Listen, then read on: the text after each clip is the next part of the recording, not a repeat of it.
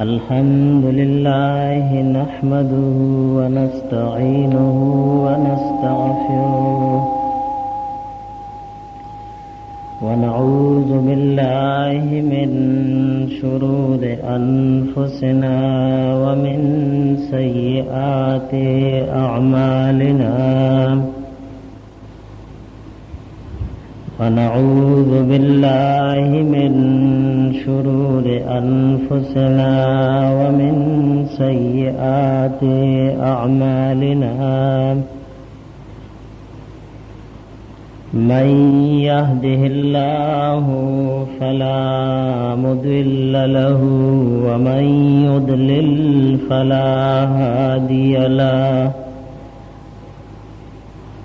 ونشهد أن لا إله إلا الله وحده لا شريك له ونشهد أن محمدا عبده ورسوله صلى الله تعالى عليه وعلى آله وأصحابه أجمعين أما بعد فأعوذ بالله من الشيطان الرجيم بسم الله الرحمن الرحيم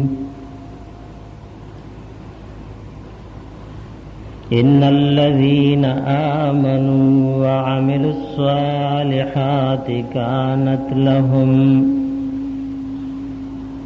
كانت لهم جنات الفردوس نزلا خالدين فيها لا يبغون عنها حولا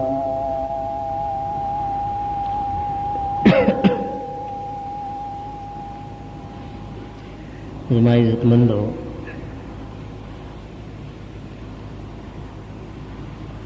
ماستا سوان دی دا اللہ دی کتاب دا شپاڑسمی پاری دا سورہ کہف یو دو آیاتونو لستل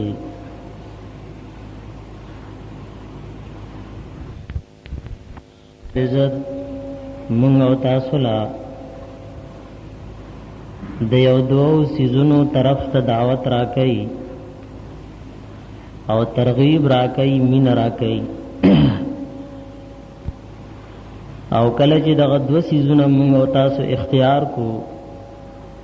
نو د هغې په بدله کې الله رب العزت د جنت فردوس وعده زموږ او تاسو سره کوي هغه دو اعمال چې د هغې مطالبه زموږ او تاسو نه کېږي نو هغې کې یو ایمان دی او دویم عمل صالح دی اللہ رب العزت فرمائی د چا چې ایمان کامل وی او د چا عمل چې صالح وی او نیک وی نو الله رب العزت بدلا د فردوس هغه باغونه دا په ملمستیا کې ورکي او دغه جنتیان په جنت فردوس کې همیشه وي د دین بدای د تبدیلی هیڅ قسمه مطالبه نه کوي ځکه په تمام جنتونو کې د فردوس نه اعلی او بهتر جنت نشتا دیو جن حدیث پاک کی راضی رسول اللہ صلی اللہ علیہ وآلہ وسلم فرمایلیو چې کله تاسو د الله رب العزت نه سوال کوئ نو جنت فردوس ته غواړئ ذکر دا پا تمام جنتونو کی دا اللہ محبوب وی اعلی جنت تے دا نورو جنتونو نہرون او چینے داغی دا پار دا جنت فردوس یو مرکز دے او معدن دے دیو جنت اللہ محبوب ویلیو چه کل دا جنت سوال کوئی نو رب العالمین نا جنت فردوس غاڑی نمونگو تاسم چې هر وخت د رب العالمین نه د جنت سوال کو چې جنت فردوس غواړو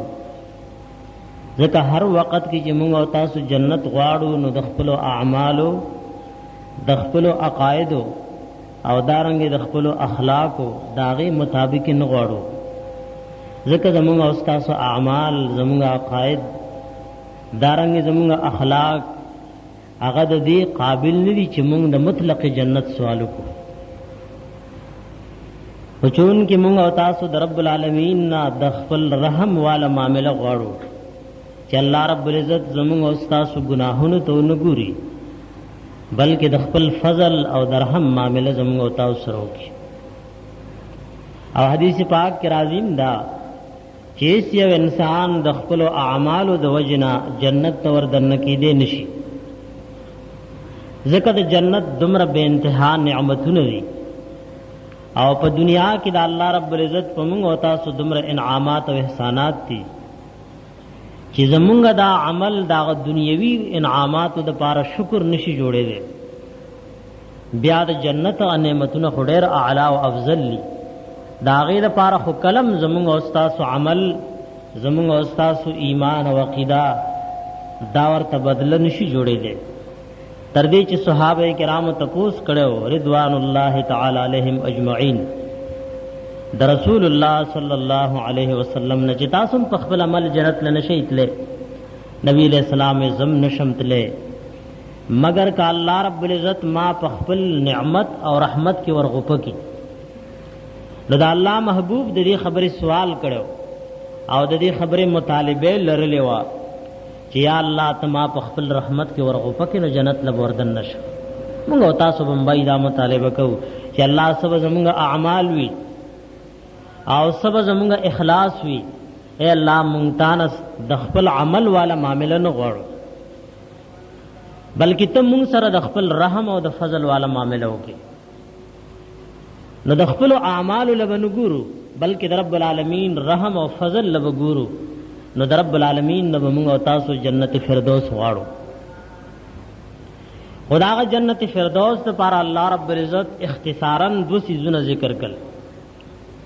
یو ایمان او دویم نیک عمل. الحمدللہ د قرآن حکیم په درس کې تاسو بار بار د ایمان والا خبرې اورئ، بار بار د اعمال صالحو والا خبرې اورئ، د کامل ایمان او د نیک عمل د وجنه الله رب العزت به جنت فردوس ورکړي. دا ورته یو ظاهری سبب جوړیږي، اگر چې حقیقی سبب د جنت د دننه کېدو د پاره د الله رب العزت فضل او رحمت ته، لیکن یو ظاهری علامه دا غي د پاره الله رب العزت دا نیک اعمال او ایمان ګرځولې. لکه دنیا کې تاسو ګورئ رازق الله دی، لیکن دا ظاهری زمینداری، دکانداری، نوکری دا غي د پاره ظاهری او سبب دی، ورنہ حقیقت کې رازق الله دے خدای ورته اسباب جوړ کړي. پیدا کون کې او خالق الله دے، الله بغیر د پلار او د مور نه پیدا کول شي، لکه حضرت آدم علیہ السلام پیدا کو، حضرت حوا بغیر د مور نه پیدا کا، حضرت عیسی علیہ السلام بغیر د پلار نه پیدا کو.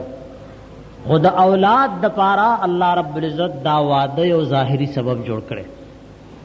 دیو جن زمونږ او تاسو دا اعمال، دا روزي، منځونه، نیک اخلاق د شریعت مطابق زندگی تیرول دا یو ظاهری سبب دی د جنت د دننه کېدو د پاره، ورنه حقیقت کې جنت ته دننه کېدل ول الله په فضل او پر رحم باندې وي. نو موږ تاسو د ظاهری اخلاق او د اعمال او د شکل د ظاهر او د باطن د جوړولو کوشش وکړو،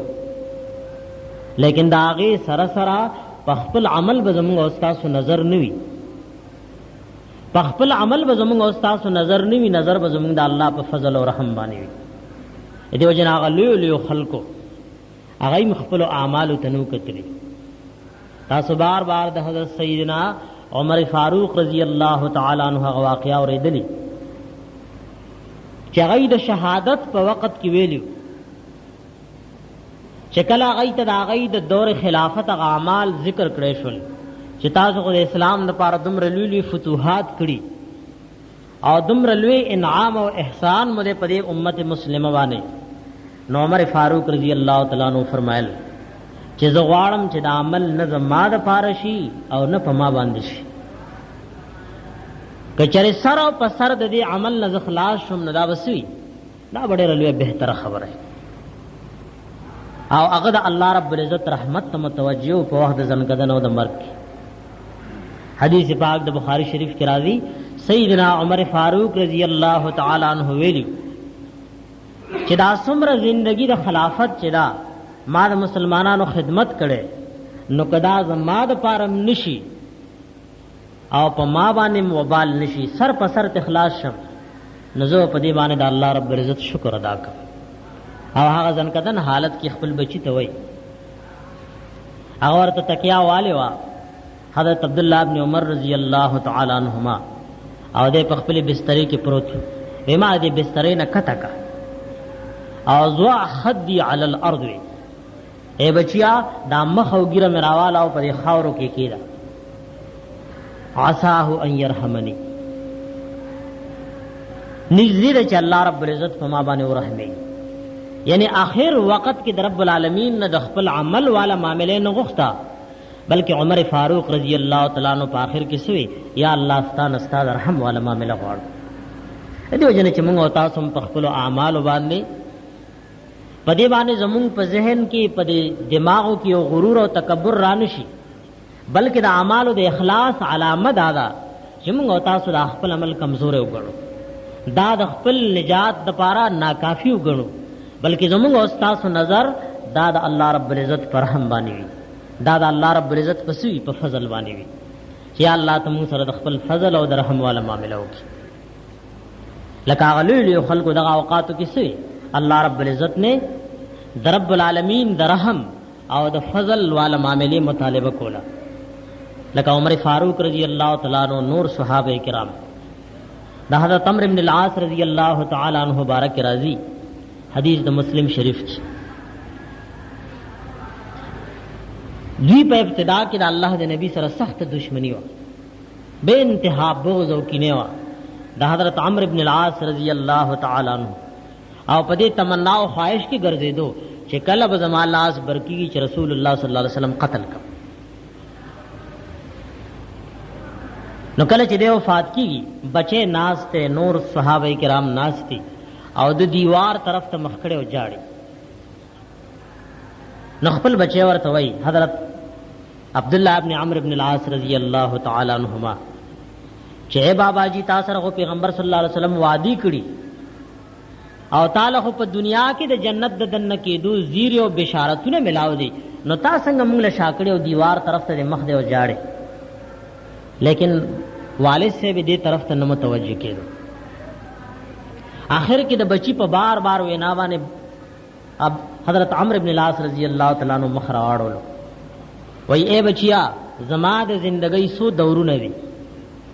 یو دور خو هغه چې زما زړه د پیغمبر سره د کینې او د حسد نه ډکو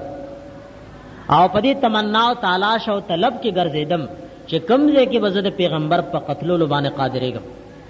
ورته وای بچیا کداغه وخت کې مړ وې نو بلا شک او شبهه جهنم زما ځای دا ورته وای بچیا دویم یو دور زما د زندګۍ هغه چې زر عالم او ایمان مې راړو او رسول الله صلی الله علیه وسلم سره مې بیعت کولو بیعت داو چې نبی علیہ السلام مد اخی لاس راړوان دي کو او صحابه کرامو هم خی لاس راړوان دي کو او د ایمان دارنګ د الله د محبوب د تابعداري وعده به ته واغستا چې زب په ایمان مضبوطی زب موز او روزه باندې مضبوطی دارنګ هغه تمام اوامر او نواهی باندې وزما پابندی وي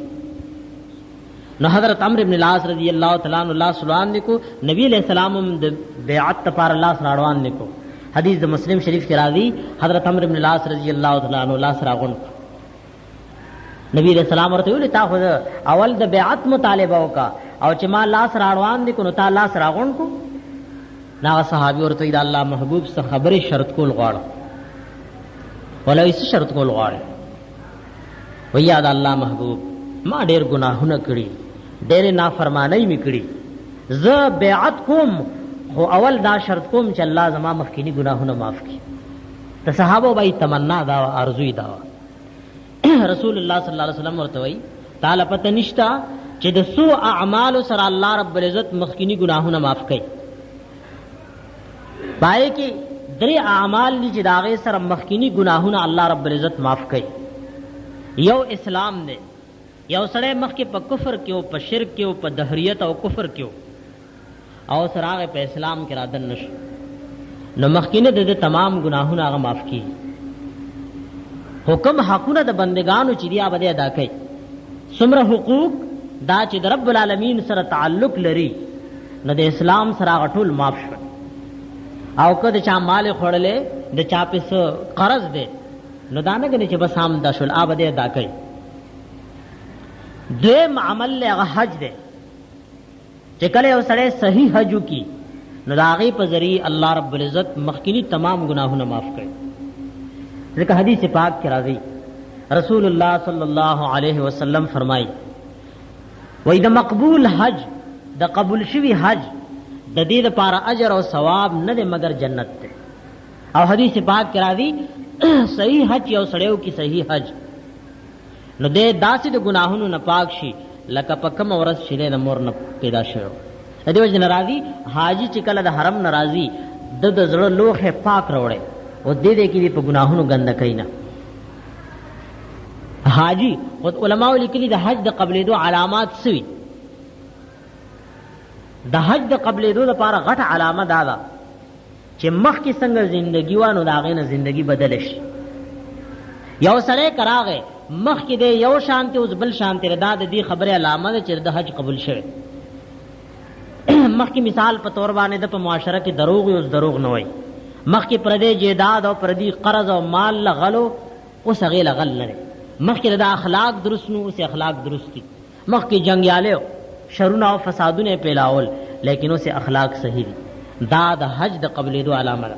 کم حاجی چې د بیت الله شریف نه واپس راغی او د اخلاق بدلی د اعمال بدلی دا د علامه ده چې حج قبول دی. او کنا بعض خلک نو هغه د حج نه مخکې خلک وی لا گزارې کوله او دا هغې نه پس بیا د هغه زندګي نورم خراب شي. یو خو زما عزتمندو اصل کې زمونږ خلک حج داسې طریقې سره کوي چې هغې باندې حج نه ادا کېږي. لکه یو سړی دی او سره هغې هغه له د اودس چل نه ورځي، هغه له د رکوع چل نه ورځي، د سجدې چل نه ورځي، د قیام چل نه ورځي، دا مز دا سبق هغه له نه ورځي. او هغه راغی او وایي ښه په صابوني لامبلي وایي ما مز وکړو. څوک به دا نه وایي چې د مز وکړو. خبرې له مو خیال ورسېدو. داسې به څوک نه وایي چې هغه له د اودس چل نه ورځي، د رکوع چل نه ورځي، د سجدې چل نه ورځي. نو داسې له حج نشي ویلی کېدی. زمونږ زر کسان چې حج لذي په دې کې یو تن داسې وي چې هغه پوهېږي چې بھائی دا زه څه کوم، او دا یو کم زر داسې روان چې بس هغوی خو دې ځای نه لاړې او هغه ځای نه به راځي. نو زما عزتمندو هغه لاړ وي خو هغه څه نه خبر شوی نی. نو خلک زمونږ خلک خو چون کې په دین خبره ورته پي او دیندار سړي له بیا ردی ډېر خیال وي. اسې که خلک ډېر څه کوي لیکن که طالب څه وکړل نو وایي وره طالب فلانې کار وکړو. یو عالم که څه وکړل نو که ټوله دنیا لګیا څه کوي خو یو عالم داسې کار وکړو. یو تبلیغي که کارو کې وایي ټوله دنیا لګیا وګوره د تبلیغ کې یو داسې هم کوي. دارنګې کې یو کار د حج هم کړی او داسې هم کوي. دا ګوره غلطه خبره ده. زما عزتمندو ټیک ده چې یو سړي د دین سره مناسبت دی نو دله ډېر احتیاط پکار دی. خو که یو سړی حاجی شو که عالم شو که طالب شو که تبلیغي شو نو دا زمونږ استاد غوندې ګناهګار بنده دی. د ګناهونو وړو او لویو نه پاک صرف او صرف انبیاء علیهم السلام. نور که څومره دي نو څوک لږ ګناهګار او څوک ډېر ګناهګار. نو یو خو زیات په حج باندې څوک ځان پوهوي نه، هغه مقام کې خپل ځای کې ناست وي، خپل ځای کې ناست وي، نه د فرضي طواف نه خبري، نه د یعنی واجبی طواف نه خبري، نه د شیاطینو د ویشتو نه خبري، بس خو لاړ شي او راشي نه د څه نه خبر نه. یو د حج سره الله رب العزت مخکینی تمام ګناهونه معاف کوي خو چې حج طریقې سره وشي. د دې وجه نه الله د ټولو مسلمانانو له بیت الله د حج د ادا کېدو توفیق ورکړي. او کم از کم یو سړی 50,000 روپۍ لګوي، دومره بال بچ پریزي او دومره په زرګونو میلو د محبوب وطن لذي. پکار دار چې هغې نه مخکې خو ځان پوهه کړي که نه چې بھائی زه حج لزم حج څه لوئ، په دې کې فرایض څه دي، په دې کې واجبات څه دي، زه به هلته کوم څه. دومره چې یو سړی 50,000 روپۍ لګوي چې کم از کم هغه دې ځای کې ځان پوهه کړي چې بھائی حج څه لوئ. نو دویم عمل چې د هغې سره الله مخکینی تمام ګناهونه معاف کوي هغه حج دی. او دریم هجرت دی. د هجرت سره الله رب العزت تمام گناهونه معاف کړي. یو سړی د کفر وطن پریخو، د بيدینۍ وطن پریخو، د ظلم د بدعات مقام پریخو، غزه کې د دین له خطر وا او د دین لپاره د خپل وطن نه راوتښتي د ته مهاجر وای. د دین په خطر کې، ایمان په خطر کې، اعمال په خطر کې، دال ته پورا دین نشو ادا کوله، هغه وطن پریخو، د ګناه ماحول پریخو، د دین ماحول تراغه دل په شریعت کې مهاجر وای. د هجرت سره الله رب العزت مخکینی گناهونه معاف کړي. اصل کې ما خبره کوله د حضرت عمرو ابن العاص رضی الله تعالی عنہ، او خبره دې نه شروع وا چې موږ او تاسو الله رب العزت نه د فضل او د رحم والا معاملې وغواړو، خپل اعمال ته ونګورو. د دیو جنا زموږ او تاسو په خپل اعمالو به نظر ني، دا الله پر رحم او فضل به نظر وینو، جنت فردوس به الله نه غواړو. نو عمرو ابن العاص رضی الله تعالی عنہ ته بچی بار بار وی چې بابا جی تاسو سره پیغمبر وعده کړی، نو تاسو رنګ داسې په فکر او په غم کې زما عزتمند هغه بچی طرف ته مخ راوګرځول یا خو دیوار طرف ته مخ جړلې. بیا ورته وی بچی زما د ژوندۍ درې حالتونه تیر شي. یو هغه حال چې زما زړه د پیغمبر سره د کینې او د حسد نډک ورلو یې بچی کداغه حال کې مړوي بلا شک او شوبې زما د پاره جهنم ځای. ولې دوی ما حال چې عالم او پیغمبر ته مخامخ کې ناسم ایمان مراړو او بیا مې بیعت کولو، نبی علیہ السلام لاس روغت کو، امام خلاص وګت کو، نو ما خپل لاس لګ را رستو کو. نبی علیہ السلام وی تا خو بیعت کولو نو څنګه د لاس رستو کو؟ ما وی زه خبره شرط کو. ویسه شرط کې ما وی چې زما ګناهونه الله معاف کړي، ګناهونه مې الله رب العزت معاف کړي. نبی علیہ السلام ورته تعالی پته نشته چې د هجرت او د اسلام سره مخکې ګناهونه الله معاف کوي. ځکه عمرو ابن العاص ودکی گئی ما بھائی ودکی گئی ما بیدار کې نه بیدار کې تاسو چې ځان ستړي کوي نو ویل ته خوب لمر راځي جمعه لګا بیدار کې نه طریقه دار چې له په یو طریقه خوب ورشي نو په بل طریقه کې نه او الله سیدا چې دا خو تاسو سم لکه تکیا واله سم کې نه بھائی بیدار کې نه. یو خبرم سره د دین واوري، الله رب العزت د نجات یو ذریعہ جوړ کړي. عمرو بن العاص رضی الله تعالی عنہ ته نبی علیہ السلام وای چې تا خو ایمان راړو نو یو خدای اسلام د وجه نستا مخکینی ګناونه الله معاف کړ. دویم د مکې نه د هجرت کو مدینه ته راغلی. بیا بچی ته وای دغه یو مقام چې د لوی د خوشاله یو دغه وخت کې مړوي پیغمبر په ما جنازه کړی او د جنت نه بغیر مې بل زینو. ځکه وای ظلم د الله د محبوب د مینې نه ډکو او د اسلام سره د الله محبوب وي چې ستا مخکینی ګناهونه الله معاف کړ، د هجرت سره مخکینی ګناهونه معاف کړ. او بیا بچی ته وای د مرګ په حال کې وی الله رب العزت خپل محبوب ته دومره عزت او احترام ورکړو او دومره لوی مقام د جناب رسول الله صلی الله علیه وسلم وی دومره مدذپم صحبت د پیغمبر کې ناستم، لیکن نن کرانه ته تپوس کې نو پورا صورت د پیغمبر تعالی بیانول نشم. ځکه ورته وای چې د الله د نبی د جلال د وجه نه په ډکو سترګو ورته موږ نه شول کته. صرف دا دو صحابه کرامو چې بے تکلف به رسول الله صلی الله علیه وسلم ته په ډکو سترګو قتل، سیدنا ابوبکر صدیق رضی الله تعالی عنہ او سیدنا عمر فاروق رضی الله تعالی عنہ. دې دو صحابه په پیغمبر ته خواندل او پیغمبر صلی الله علیه وسلم بدوی ته خواندل او بلا تکلف په ډکو سترګو به ول قتل. عمرو بن العاص رضی الله تعالی عنہ وای زه دومره عمر په مجلس ته پیغمبر کې پاتې خود عزت او د احترام د وجه نن کته مال وې نو پورا حلیه مبارکه وتعالى ذکر نه کړې شم، ځکه د عظمت د وجه مونږ په ډکو سترګو کته نشو. بچی ته وای کداغه وخت کې زو وفات ونه جنت زمازه بیا ولید الله د نبی نه پس مونږ ته ژوندۍ ملاو شو او دا دومره عمر تیر شو. ما سره دې فکر نه دومره لوی صحابي پیغمبر ورته جنت خوشخبری ورکړي، لیکن پاغه د پیغمبر د وفات نه پس په ژوندۍ باندې جاړي چې ما سره دې ژوندۍ فکر نه. نو بچی ته وای کله چې ما دفن کې وصیتونه کوي وردا وصیت پکار وي، پکار دا د نیکان خلق خپل وصیت لیکي. وصیت سره کی بھائی ما پسې وجړه نه کوي، ځکه د باندې صحابه کرامو مسلک دا ده چې کله یو سړی وصیت نو کیو دې پدې رواجی جړه خوشحال لې او د پسې رستو زنانه چغې ویرونه کوي نو دلم په سزا ملاوي. په خبر باندې نو هر سړی دا وایي چې بھائی ما پسې وجړه نه د وصیت خپل بال بچله پکار دی چې بھائی کې چرې زم مړ شم نو ما پسې وجړه نه. خو جړه دوه قسمه ده، یو جړا د الله رحمت ده او هغه جړا هغه چاله ورځي چې داغه پزړه کې رحم وي او یو جړا د الله د ناراضګۍ ده حدیث پاک کې راځي انس رضی الله تعالی عنہ فرمایي بخاری شریف حدیث ده وای نبی علیہ الصلوۃ والسلام هغه بچي حضرت ابراہیم د بل چا پکور کې شو دی ول نبی علیہ السلام میں ملاقات لتلو رسول الله صلی الله علیه وسلم بچي روچت کو او خپل کو بې ګورا بچی خلول او بچی په لاسو کې راغست الله د پیغمبر سنت دی باز نه په حدا سی وی او اکثر هغه څوک چې د خپل بچی ني نو که چالو او بچی په لاس کې راغست نو بس په ډېر بدلېږي فلانه بچی ګرځي دا نه په هي علامه ده او د جهالت علامه ده بچی په غیږ کې راغستل خپل بچی خلول بویول دا د پیغمبر سنت دی امام ابن قیم رحم الله کتاب ده تحفۃ المودود فی احکام الولود فی احکام المولود پاغه کې هغه ماشومان شمیرلی چې کوم پردو ماشومان د پیغمبر په جولې کې واړه بول کړي پردي ماشومان د پیغمبر په جولې کې امام ابن قیم رحم الله هغه ماشومان ټول ذکر کړي چې فلانه فلانه فلانه دومره ماشومانو پردو د رسول الله صلی الله علیه وسلم په جولې مبارکه کې څه کړي پای کې امتیاز کړي پردي ماشومان په پیغمبر راغستل نو خپل بچی راغستل خپل بچی بویول خپل بچی خلول دا سنت دے جناب رسول اللہ صلی اللہ علیہ وسلم امشکات کی حدیث مرازی نبی علیہ السلام ماشومان خپل وصی او پردیخ کولول او کله چې رسول الله صلی الله علیه وسلم جهاد تلاړو نو د وړو او د زنانو ټول مینوا نو چې کله باندې اندازو لګی چې پیغمبر را روان دي نو سنیت الوداع هغه ځکه چې ماشومان راجمو د پیغمبر په انتظار وو چې رسول الله صلی الله علیه وسلم د جهاد نه روان دي نو کله نبی علیہ السلام دو ځان نمخ کې ورستو پسورلې باندې ځان سره سوارک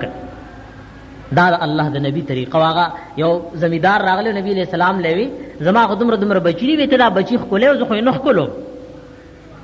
ا زمیدار ولې نبی علیہ السلام ورته استاد درنه الله رحم است نه زه تعالی مالک نه چې ستا په ځل کې رحم واچ استاد درنه الله رحم است او تخپل بچی نه خولې نو زه مالک نه چې ستا په ځل کې رحم واچوم شفقت واچوم او مینه واچوم نو رسول الله صلی الله علیه وسلم خپل بچی حضرت ابراہیم خپل کو بوی کو زم زل چې کله نو ابراہیم بیمار دی نور صحابه کرام عمر سره زن کدن شورو د حضرت ابراہیم نبی علیہ السلام په جولای کیو نیو وردا دې خبرې دلیل له چې انبیاء علیهم السلام دا د نفع نقصان مالکان ندي هغه ناپوه